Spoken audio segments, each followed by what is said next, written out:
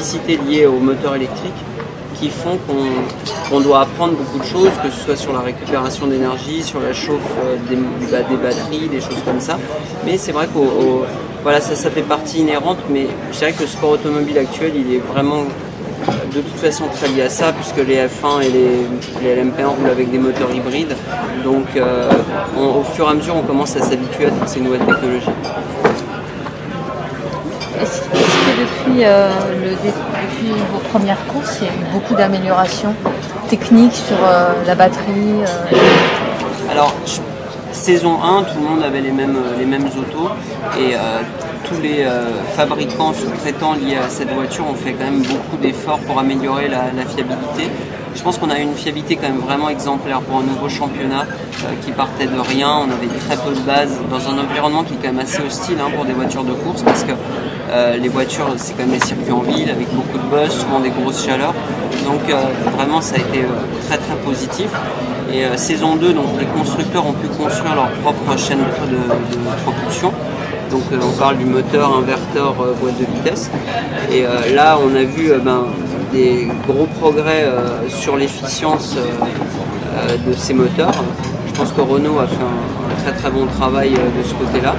Et voilà, donc on commence déjà à voir les progrès sur le moteur électrique. Quand on parle moteur électrique, on parle justement généralement du groupe complet. C'est pas que le moteur, c'est l'ensemble, parce que c'est moteur, inverteur plus boîte de vitesse qui fait un moteur électrique. Mais en tout cas, on voit des gros progrès et on peut s'attendre vraiment à ce que la technologie se développe très rapidement dans les 5-10 prochaines années. Nicolas, tout à l'heure, on entendait Jean-Todt qui disait qu'il ne faut pas essayer de comparer la Formule 1 et la Formule E. Pour autant, nos internautes se sont un peu emparés du débat. Et il y a ceux qui considèrent que la F1 va peut-être péricliter, en tout cas, face à la Formule E. Et puis d'autres qui disent non, c'est absolument pas comparable puisque ce sera toujours moins spectaculaire la FE que la F1. Ça vous fait sourire, alors qu'en pensez-vous? Alors, moi, je pense que c'est deux disciplines à part entière, comme on peut avoir aujourd'hui aussi l'endurance ou le rallye. Donc pour moi, c'est deux disciplines à part entière. Après, je pense qu'on va avoir un rééquilibrage des forces en sport automobile. C'est-à-dire que je pense qu'on a vécu un peu l'âge d'or de la Formule 1 depuis les années 70 jusqu'au début des années 2000. Il faut être clair qu'il y a eu une petite baisse, même si ça reste fantastique, je pense que ça attirera plus autant peut-être de personnes. Et par contre, on voit peut-être le retour des 24 heures du Mans, on va peut-être voir le retour du rallye, un peu comme on avait dans les années 60-70 où ces disciplines étaient beaucoup plus équilibrées. Après, pour ce qui est de la Formule E, c'est un produit différent qui court en ville, ça mettra très longtemps à avoir un niveau de perfo similaire entre une Formule E et une Formule 1, mais je pense qu'on va avoir un très gros progrès. Après, il y a un truc sur lequel je suis pas du tout d'accord, c'est le côté spectaculaire, parce que pour moi la Formule E est aujourd'hui beaucoup plus spectaculaire que la F1, avec beaucoup plus de dépassements et beaucoup plus de bagarres en piste. Et justement, vous avez conduit des monoplaces hyper puissantes et puis de l'endurance aux 24 heures. Vous-même, vous prenez du plaisir réellement à piloter ces formules électriques? Alors honnêtement, c'est vraiment sincère, je prends énormément de plaisir, même peut-être plus que ce que j'ai jamais pris parce que la voiture est très compliquée à conduire en ville. On est dans des circuits qui sont quand même très difficiles avec des murs, des bosses, tout ça.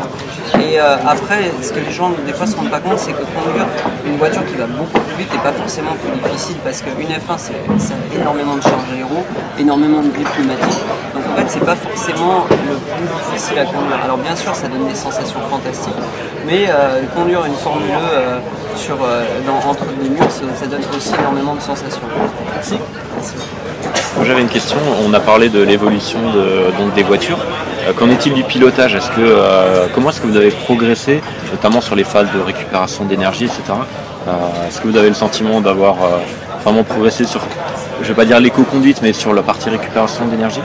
Ah oui, on a appris énormément de choses. Alors bon, là pour le coup, ce serait difficile aussi de le rapporter exactement à l'utilisation quotidienne, mais d'une voiture de route. Mais on a appris énormément de choses, oui, sur la récupération d'énergie, sur l'utilisation, la décharge d'énergie, parce que c'est aussi c'est un petit peu différent d'un moteur thermique, la manière dont on décharge l'énergie, c'est beaucoup plus linéaire.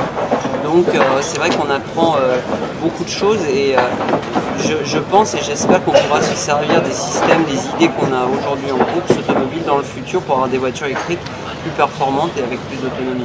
D'accord. Si on se projette à 5 ans, comment vous voyez l'avenir de la discipline, tant en termes techniques, en termes de spectacle, d'attrait pour le public, etc. Alors je pense que il y a un très très bon produit de base.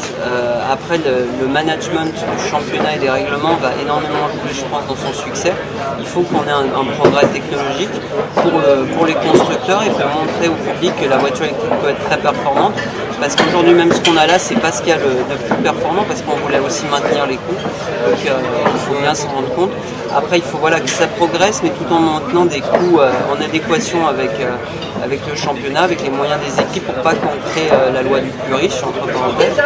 Et ensuite il faut que les courses restent très bagarre, avec beaucoup de bagarres.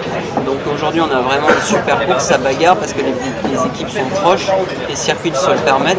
Il ne faut pas que les voitures gagnent énormément en performance, qu'il y ait des gros écarts, parce que sinon on va perdre en spectacle. Donc c'est très important pour les autorités de bien manager cette évolution pour garder en fait tous les bons ingrédients qui font aujourd'hui la Formule 1. Alors, vous avez déjà eu l'occasion de faire le tour sur le circuit ici à Paris, de voir un peu la façon dont il a été préparé, les bosses éventuelles, etc., les phases de récupération. Comment vous jugez le circuit parisien ?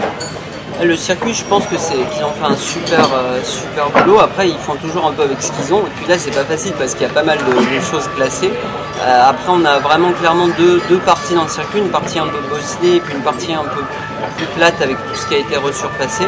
Mais je pense que le circuit va être pas facile et je pense qu'on peut s'attendre à avoir une belle bagarre. Ok, bon, on vous souhaite bonne chance en tout cas pour demain.